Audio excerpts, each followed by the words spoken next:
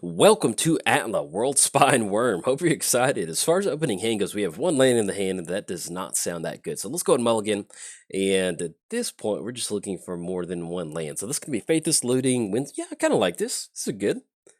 We'll keep on this one. And Aura Shards might end up actually. What do we want to get rid of? Oh, this is a tough one. We might. Because Mirari Wake's going to give us a really good, especially when you're playing against Airbos, we're looking at Coffers and Herbivore for sure. Let's keep on this one. I guess Aura Shards? Because we go Temple of Abandon, turn 1, maybe we run into a couple more lands, Explosive Vegetation, yeah. Actually, no, let's get rid of Winds of Change. That's fine, yeah. I like everything else. That is a very easy option. Okay, I like that. That way we can lead off a Temple and get that going. But yes, welcome to This is Atla, Worldspine Worm. A little bit of a new build of the deck, and I'll kind of explain that. And also shout out to whoever suggested Worldspine Atla. I can't remember your username, but thank you for suggesting it, because as soon as I read that comment, I was like, oh, that sounds like a lot of fun. So here we are. Let's go and lead off with Temple of Abandon. If you're keeping a score at home, let's go and go for the Scry, the Scurry, the Fever, the Insanity, the Descent into Madness. Mass Hysteria. Yeah, let's just go and put that on the bottom right now, and then we'll pass the turn over to our opponent. So we're playing Atla, Nest Tender. 2-mana activation, create a 0/1 green egg creature token with Defender. Then whenever an egg you control dies, reveal cards from the top of your library until you reveal a creature card. And our opponent does have a Lotus Bloom suspended, so we'll leave that up, that way we know. Flip until you reveal a creature card, then put that card on the battlefield, the rest on the bottom of your library in a random order. And the way this deck is set up is that we're running into lanes. I like this. This is pretty good. Yeah, I think we still end up going Faithless Looting. So let's go Faithless Looting. Let's just dig just a little bit deeper into our library, see what we can come up with. And Scroll Rack, Need for Speed. Yeah, I think that, actually, I kind of do like Need for Speed. Let's go and put, we'll get rid of Scroll Rack, and that's still going to be 1, 2, 3, 4, which is going to be just enough for Explosive Vegetation. I really do like Need for Speed, because worst case scenario, we can make an egg token with Atlas, as soon as that comes. Actually, yeah, we can get rid of Need for Speed, because I kind of like Aura Shards on that one. Sorry, I'm kind of all over the place with trying to decide what we want to keep, but there's just Aura Shards against Mono Black, especially if they're running a lot of artifacts, it's going to be pretty good, so we're going to try to hold on to that. But yeah, long story short, with Atla, make an egg token, sack the egg token, we get a random creature. The way this deck is set up is we have like 2 changelings in here, and the main reason we are running a few changelings is because one of those changelings makes a token, changeling token, whenever it enters the battlefield, so that's kind of the nice factor, so that's kind of what we're shooting for. So let's go for Clifftop Retreat, since we do have a mountain on the battlefield. Let's just go and go for Aura Shards. Yes, I got worried I didn't put down a yellow piece of mana. So there we go. I got worried that I clicked on Rootbound Crag. So if you heard that little drag for a second, that's what that was. So we'll have Aura Shards into the battlefield. That way we can just kind of curve out into Atla and pop that Lotus Bloom if they don't have a use for it this turn already. So playing against Airbos, God of the Dead, Indestructible Devotion 5 turns into a creature. Then your opponents can't gain life, and then for a 2-mana activation, they pay 2 life, draw a card. So here we go. Opponent's going to get down Lotus Bloom. And also, this is not a Good Morning Vietnam video. I do have a little bit of a chest cold or congestion or something like that, and I don't know what it is, so if my voice sounds a little raspy, if I have to stop and let our opponent go through their turn while I let my voice kind of recharge, that is why. So I just wanted to give you a heads up. So let's go ahead, and we can go for Explosive Vegetation, but that Gauntlet of Power is, the longer that stays on the battlefield, the worse it is for us. So we're going to go for Atla. Let's go tap down for Naya colors. Let's have Atla into the battlefield, and let's just start cleaning house with Gauntlet of Power. That's going to target that. We do need to find an answer for Cryptghast, because that still gives them the double mana, but at least we're going to be able to keep any sort of artifacts in check. And fingers crossed, if we run into, we don't run into spot removal, we'll at least be able to make an egg token, and that'll kind of put us in a spot to where we can start to try to get Worldspine Worm onto the battlefield. All right, opponent's going to tap down for 10 mana. Oh no.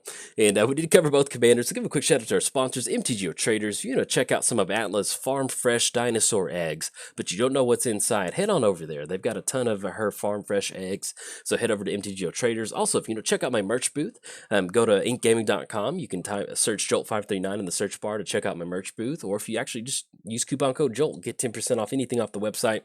So if you haven't treated yourself in a long time, make sure you treat yourself.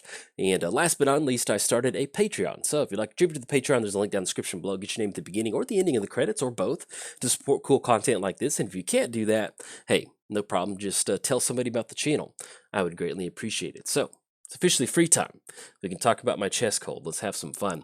Opponent's going to go for Runescar Demon. Yeah, so if you don't know, I have a little girl on the way. Super excited about that. And she's due in late November, so we're getting ready for that. And one of the things that I've been doing, it's kind of why I've been chewing up some of my channel time, is that I'm working on her nursery. I'm kind of remodeling that room.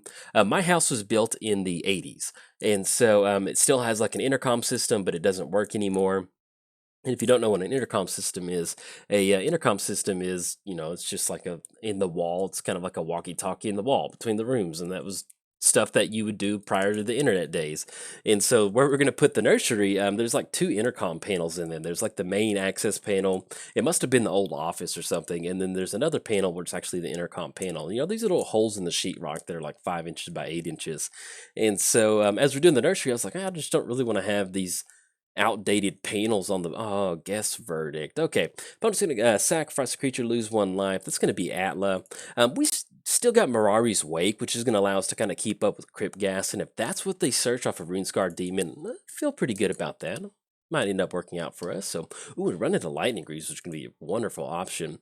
Yeah, let's just go Mirari's Wake. Black has a terrible time dealing with enchantments, and I feel like that's going to be pretty good. So let's have Forest into the battlefield. Let's go for Mirari's Wake. And that'll really help us kind of cheat this commander tax and go for Lightning Greaves next turn too. So let's have Mirari's Wake into the battlefield. Not the only one with double mana on their side of the battlefield. At least have Mirari's Wake come down. But yeah, so I've been remodeling that room. I'm retexturing the wall. The wall in that room had like really nasty, like the sponge, not when I say nasty, like it had this like dated texture on the wall. It's almost like they had this like sponge and they like just packed it on the wall, and just very, very dated. It's not something that you would like, oh, that looks good. It doesn't look bad, but it's like, yeah, it needs to be improved just a little bit. And so that's what I've been doing. I've been retexturing the wall, and that's pretty rough. But one of the things that I don't know if made me sick is that I've been cutting some sheetrock to cover up those little panels, and I don't know if I breathed in some sheetrock dust or what, but my nasal passage has been blah, my chest has been blah. After that next day, because I worked for about 3 hours and I woke up with some congestion the next day, I was like, well, I should probably be wearing a respirator mask. So if you're worried about me, I have been wearing a mask now whenever I do any sort of remodeling. But target player discards a card. We want to make the land drop, and we want to hold on to Lightning Greaves. Since we do have Mirari's Wake, we can definitely get rid of Explosive Vegetation. That would be nice to have that, but we'll definitely try to make this work. Now, hopefully, we do have Wrath of God in here, so if we can cash in a Wrath of God to kind of stop this combat damage, that would be pretty good. But at least with our opponent going shields down, that does allow us to go Lightning Greaves onto Atla, and that'll allow us to go for some pretty good stuff. So let's go Arid Mesa. Let's go and crack Arid Mesa. And we're going to try to get down Worldspine Worm. So let's get this popped out just a little bit. We do have at least one. Yeah, we've only got 1 white source. So we need to definitely grab another white source. So let's go for Lightning Greaves. It's going to be double green. Have that enter the battlefield. We're going to go double green, double red, double white. And that's going to allow us to go for Atla and still allow us... Oh, bummer. Okay, I meant to kind of sequence that mana to where we could end up going for Enlightened Tutor, but that's okay. All right, so we may destroy target artifact or enchantment, and yeah, we'll just pop Erebos, even though he's indestructible. That'll make us feel a little bit better. We'll get Lightning Greaves down onto Atla, and what that'll end up doing is allowing us to at least make an egg token. If they do want to still swing in with something like Crypt Gas or Erebos, we can at least block with that and get down Worldspine Worm onto the battlefield, and then that'll allow us to hopefully get a few more tokens down and kind of control it out. Now, the only downside we do need to watch out for is Runescar Demon is a flying threat in the air, sitting at 6/6, so that's one way they can close it out. So. But yeah, Erebos is indestructible, so this is just more of just kind of us sending a statement to our opponent. Yes, we'll use that ability. Let's go Lightning Greaves onto Atla, and once we get that protected, we'll flip. Yeah, and unfortunately missed out on this Lightning Tutor line of play. That's kind of a bummer, but that happens sometimes. So we're going to leave up that 2 mana for Atla. That way we can make that egg token if they do decide to swing in, and then we're simply just going to go and pass the turn over our opponent. So But yeah, as far as retexturing the walls, so I watched a YouTube video on it, and I went out to Home Depot and got like a big scraper, and they call it a hawk, which is like this like aluminum. It's almost like a pallet, but you just keep your. They call it mud. I feel like I'm like this home improvement expert, but you have this like because I know all the terminology, but it's called mud. But basically, it's just joint compound, and you start at the bottom, just kind of roll it up onto the wall. You let I've found, just like magic, you find certain strategies that work for you. Now, as far as retexturing the wall, that's why I like recording these videos because we get to get down into some retexturing talk, some breakdown. So one of the methods that I found that actually works out really well for retexturing the wall is you start at the bottom and kind of lay it on really thick on the bottom, and then just really just start scraping it up. And as you start scraping it up, it kind of balls up on your little scraper. And when I say a scraper, it's kind of like just like a flat blade aluminum thing. It's probably about 10 or 14 inches long. And looks like a squeegee almost, but it's just metal. And that's what you use to kind of scrape up the wall and really kind of force it into that texture. Oh, yeah, I forgot about us discarding a card. Yeah, sorry about that, man. I wish we hadn't hit that double white mana. That'd been pretty nice. So we'll get rid of Enlightened Tutor. Hopefully we can find something pretty nice with Faith's Looting next turn. But yeah, with that being a textured wall, with me trying to, because the videos I watched, they were putting a skim coat onto drywall, and it was really easy to put that skim coat on there because you're working with a flat surface. And so at the beginning of your upkeep, actually that works out really well with Whispering One because we can make an egg token right now. Have that enter the battlefield. If they decide to swing in with Erebos or Crypt Gas, we can have Worldspine Worm enter the battlefield. And then at our upkeep, we can make another token with Atla and have Worldspine Worm kind of come out again. Now, if we might run into a Changeling, but if that happens, that happens. But yeah, Sheoldred is not the end of the world because we can just kind of keep looping Worldspine Worm. Now, we don't really have a way to gain a lot of life right now, but I don't know. I'll take that. Just getting a lot of tokens on the battlefield sounds. At least we'll be able to kind of show the way this deck is intended to operate, which will be kind of cool. So, all right. So we got Rindscarred Demon swinging in. Ooh, and we got Erebos. So yeah, let's go and go for that egg token. Let's create a 2/2. No, excuse me. Just create a 0/1 egg token with Defender. We're going to block on Erebos. And like I mentioned, if we do run into a Changeling, we're going to have the sacrifice with Sheoldred during our upkeep, which will definitely allow us to kind of get Worldspine Worm again, and then slowly start to build up some of those tokens. Okay, so we're going to get the Defender. Let's go ahead and target Erebos again just to send another message. And and then we'll declare this egg token a blocker in front of you. I don't know why it is just having this egg token. It's pretty goofy looking. All right, so we're going to go for the Aura Shards. Yes, we're going to use that ability. Let's go and throw the egg in front of Erebos. So we're just going to be like mischievous and throw an egg at Erebos' house on Halloween. So we're going to have this egg. We'll see what we run into.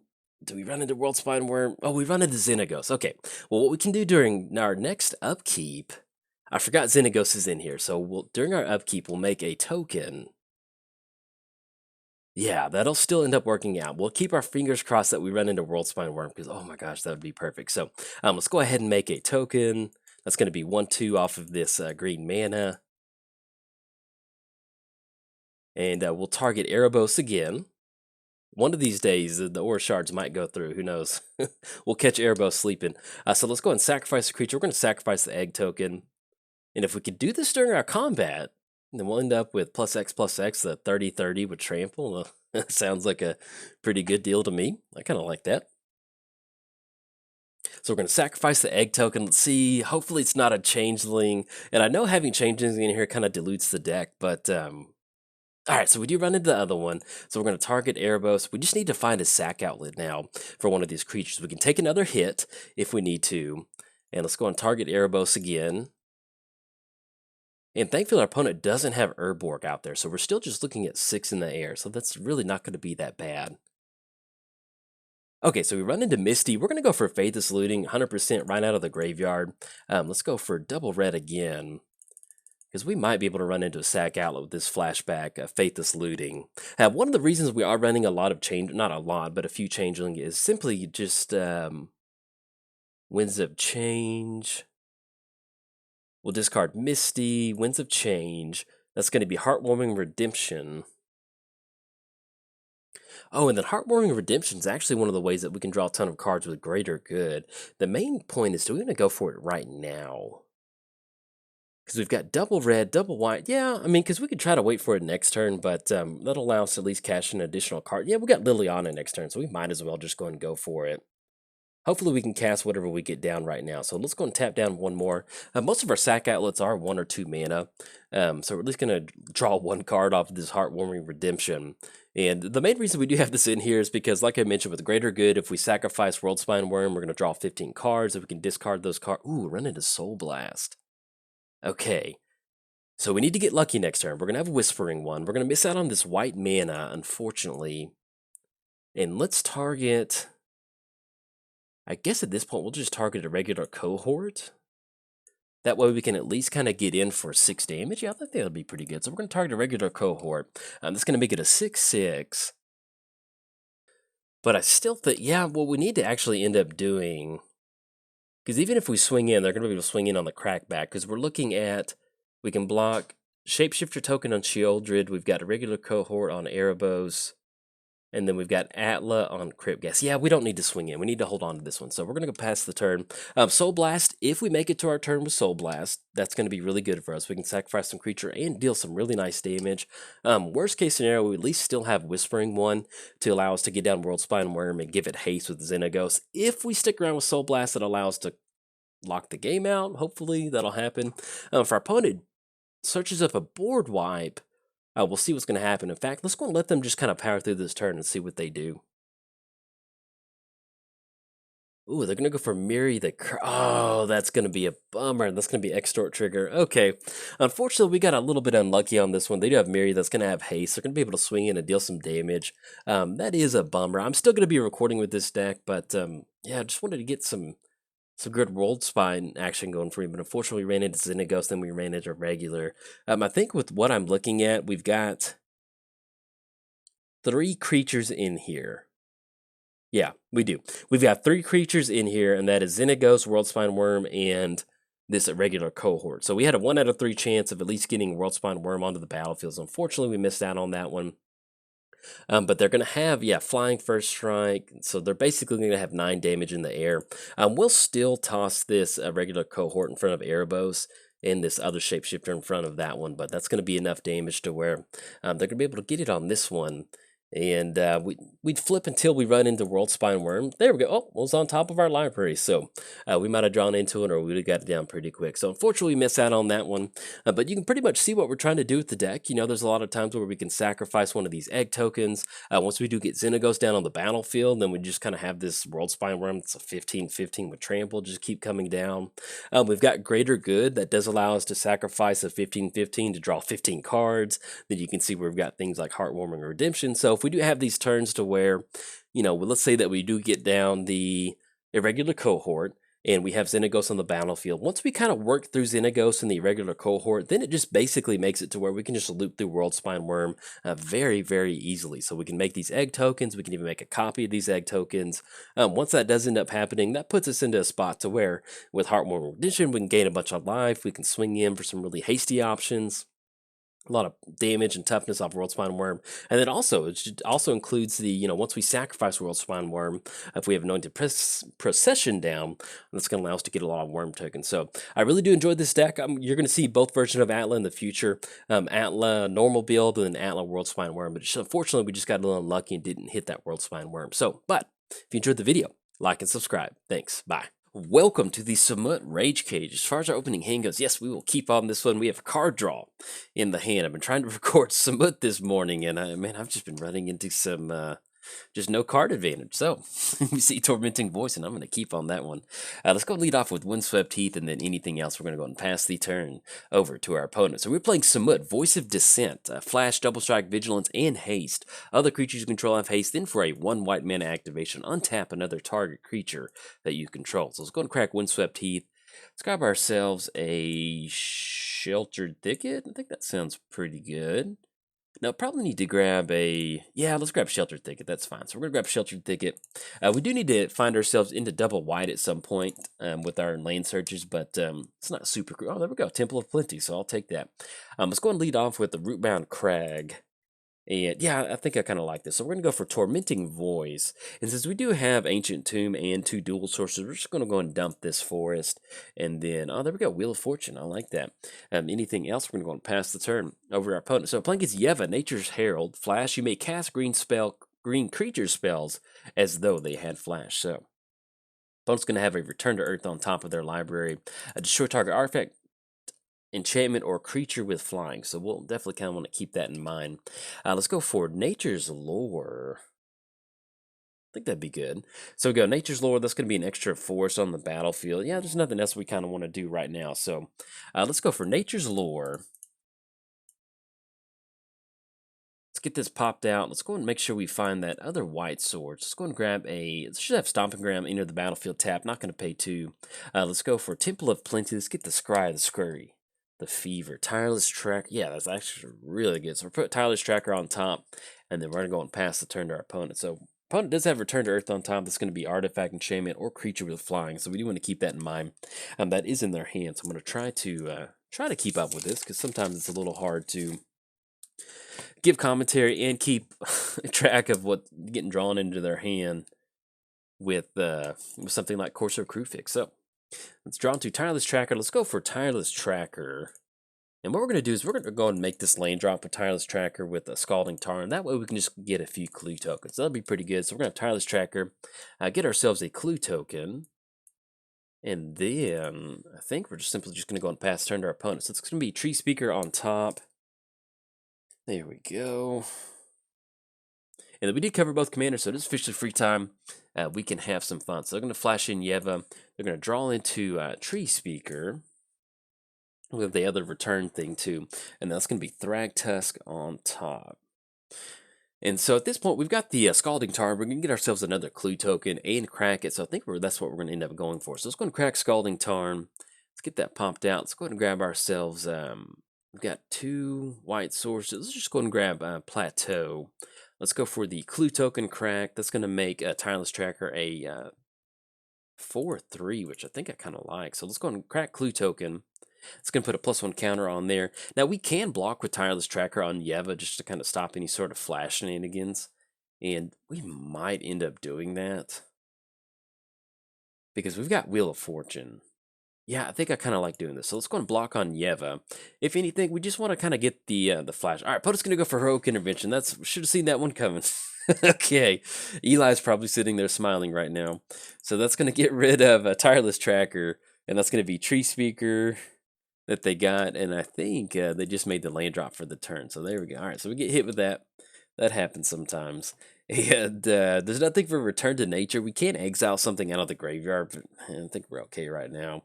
So let's have Ancient Tomb come down. Let's go for Combat Celebrant. That's going to be 1/2. And that'll be just... Actually, we don't want to tap down on double white, because that'll kind of get them off any sort of Path to Exile mana they might want to play around. So we've got Scatter Groves. We don't want to cycle that. And then anything else, we're going to pass the turn. So next turn, we are looking at a clue token. We can crack that clue token. We can also cycle Scattered Groves if we want to. That was Thragtusk on top, and now there's Tracker that's coming down. So we're going to have Acidic Slime enter. Okay, so that's definitely going to... Let's see what they decide to target. If they end up targeting Ancient Tomb, yeah, we'll just go and crack clue token in response to that. It's going to be Rada. Okay. It's going to take care of that. So at this point, running into board wipe would definitely be a really good option for us. So we'll try to find that. So they're going to swing in with Yeva. And that's going to be 6. I think we can take this hit, because I kind of like the Combat Celebrant lineup play. That'll be pretty good. So let's go and cycle Scattered Grove. Drawn to Bloomtender, okay. So we're kind of getting a lot of mana dorks right now. So at least next turn, if we don't go for Samut, we can at least dump down Rada and then go for Bloomtender. And they're going to level up on Tree Speaker. So run into Sword of Truth and Justice, protection from white and blue. And that's basically just going to leave Acidic Slime out there. But I think at this point, we just go for Samut. That's going to allow us to swing in. It's going to have Vigilance. It's going to be 3/4 double strike. Yeah, I think I kind of like that. So... 1, 2, 3, 4, 5. Let's go for Samut. There's a few other options I'd like to go for, but I kind of like this. So we're going to go ahead and pay 2 life. And I guess... Yeah, so we can actually shock this one in. And I think we might be able to kind of go for that. Yeah, let's do this. So let's go and swing in. We'll at least get an extra combat step. So let's go and swing in with Combat Celebrant. We're going to exert. Let's go and swing in with Samut, Voice of Dissent. So that's going to make it, we're going to get an extra combat step after this. And let's see how they decide to block with Acidic Slime. So they're going to go ahead and block on Combat Celebrant. So at least we still get an extra Samut trigger, which we'll certainly take. Okay, they're going to make that trade. We're going to get the extra combat step. Let's go and swing in with Samut. And that's one of the good things about having Vigilance is we can do this attack and still be good on the back end. So it's going to be 23. That's going to put them all the way down to 12 commander damage. And then anything else, we're going to go and pass the turn over to our opponent. So they do have 4 cards in the hand. We know one of them is Return. We know one of them is Thragtusk. And we know one of them is going to be Tracker now that it's in there. So it's going to be Forest on top. And if I miss something that's in their hand, I do apologize. But like I mentioned, it's pretty brutal sometimes trying to keep up with this. So we know Returns in their hand, we know Thragtusk, we know Tracker, and then we know Force is about to be in their hand. So that leaves 2 cards. I think we just block with Submit on this one. Yeah, I'm fine with this. So we're going to be able to block on Yeva. If they've got another indestructible spell or something... Alright, so we get hit with Might of Oaks. Okay, alright. Okay, so that's definitely going to take care of some mud. And it's just sometimes when you get hit with a spell like that, you're like, okay, alright. Like, I knew our opponent was swinging into a bad board state, but I was like, okay, well, we'll see. We'll see. If you got something, you got it. So I always like to call our opponent out if they're going to do that. And they called us out, so... There we go. So I got hit with the Might of Oaks, and let's see what we draw into for the turn. And we run into Talisman of Impulse. So they swing it on the back end. That's going to be 1, 5, 7, 8. I think we can dump Bloomtender Rada, and then maybe, yeah, I think I kind of like that. So let's go for Talisman of Impulse, and that kind of makes it to where we can go for Samut next turn and just have access to a little bit of extra mana, which is kind of what we're looking for right now. So let's go Bloomtender. And then also with Rada, we can swing in and get a little bit of extra, kind of basically negating the commander attacks with Samut by swinging in with Rada. So anything else, we're going to go and pass the turn over to our opponents. So we've got Bloomtender swinging down for 2. They're going to flash in Tracker and draw into that forest. And then that's going to be another forest on top of their hand. So they play the forest from on top of their library. It's going to be Sage on top. Now, we do need, finding a board wipe would definitely help us a lot. That would kind of allow us to stop these sort of shenanigans from our opponent, especially just getting rid of this entire assortment of creatures. And so they're going to destroy, all right, so they're finally going to use Return to Earth on that Talisman, which is, yeah, that's fine.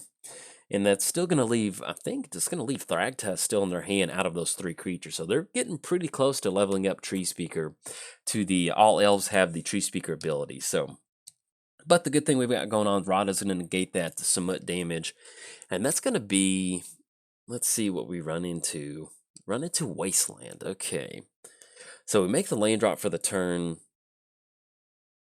And we add double red mana to our mana pool. That's going to be 1, 2, 3, 4, 5. That still puts us on Wheel of Fortune.